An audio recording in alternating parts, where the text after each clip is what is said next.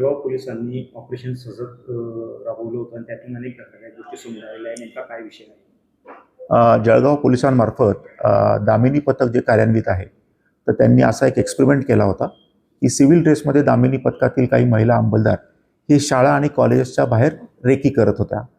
आणि त्या अनुषंगाने असं आढळलं की काही शाळांच्या बाहेर अत्यंत छोटे, साधारणतः 900 ते 1000 या रुपयाला मिळणारे अत्यंत छोटे असे मोबाईल फोन विक्री केले जातात.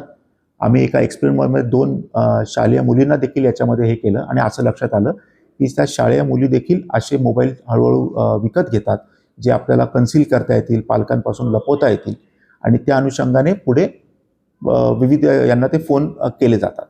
एका केसमध्ये आमच्या असंही निदर्शनास आलं की एक व्यक्ती आहे, ती शालेय मुलींना त्यांच्या कोणाच्या मित्रांना वगैरे फोन देखील लावण्यास मदत करत आहेत.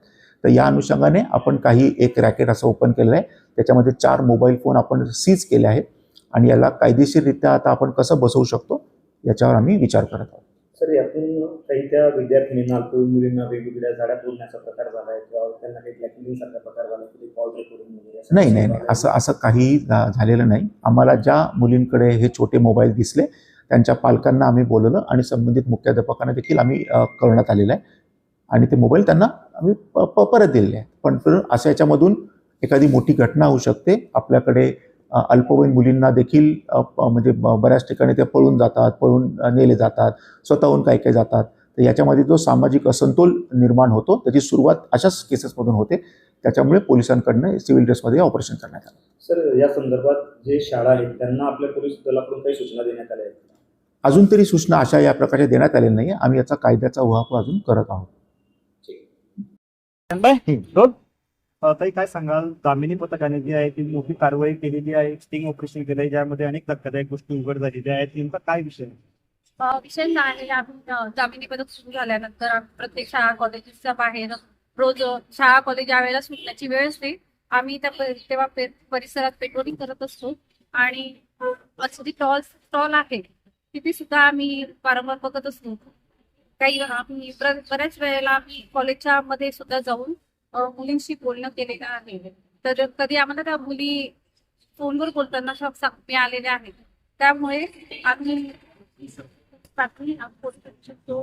यांना सांगितली, त्यांच्याशी डिस्कस करून आम्ही माझ्या मुलींना शाळेच्या विद्यार्थ्यांनी, कॉलेजच्या विद्यार्थ्यांनी त्यांना मी कॉलेज परिसरात त्यांना एंट्री करून त्यांना बोलायला भाग पडले. त्यांची बोलून सगळी इन्फॉर्मेशन जमा केली.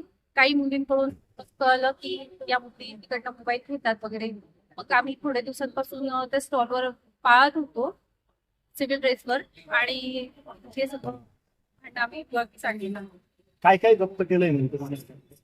सर, हे जे शाळा कॉलेजच्या बाहेर जे स्टॉलवर त्यांच्याकडे फक्त मुलींच्या वस्तू त्यांच्याकडे मोबाईल असतात. तर मार्केटमध्ये मिळणारा 500-600 रुपयाचा मोबाईल या मुली या स्टॉलवाले 800 ते 1000 रुपये विकतात आणि ते मुली ते घेतात. काही वेळेला या मुलींचे मोबाईल घरी नेऊ नये म्हणून त्या मुली त्या स्टॉलवाल्यांकडेच ठेवतात आणि ते त्यांचे चार्जिंग करून टाकतात. त्याचे चार्जेस ते त्यांना त्यांच्याकडनं ज्या विद्यार्थ्यांकडे मोबाईलने त्यांना फोन लावून देण्यासाठी सुद्धा पैसे घेतले जातात, असा एक प्रकार? बरोबर. तर शाळेच्या मुली त्यांच्याकडे मोबाईल नाहीये तर त्यांचे बॉयफ्रेंड आहेत की त्यांच्या कॉन्टॅक्ट करण्यासाठी ते त्यांच्याकडनं मोबाईल घेतात आणि त्यांच्याकडून ते चार्जिंग टाकतात. आता सर्वच शाळांच्या बाहेर आपलं पाळत असते त्याने? हो, आम्ही प्रत्येक शाळेच्या बाहेर देतो. तिथे रजिस्टर असतो, आम्ही एंट्री करतो. वारंवार आमची तिथे पेट्रोलिंग चालू असते. आता जे संशयास्पद स्टॉल होते तात्पुरता उभारलेले ते सगळे काढण्यात आले आहेत? आमचा तोच प्रयत्न आहे. सगळे स्टॉल देतात देणार. आपलं नाव? वैशाली पांडे. तो काय सांगाल, जळगाव पोलिसांच्या दामिनी पथकाने एक स्टिंग ऑपरेशन केलेलं आहे. त्यातून एक धक्कादायक प्रकार उघडकीस आला आहे की अल्पवयीन मुलींना शाळेच्या बाहेर ते स्टॉल लागलेले असतात, तेथून मोबाईल पुरवले जातात किंवा त्यांच्या मित्रांशी मोबाईलवरून बोलणं करून देण्यासाठी पैसे घेतले जातात. अत्यंत धक्कादायक प्रकार उघडकीस आलेला आहे. काय प्रतिक्रिया?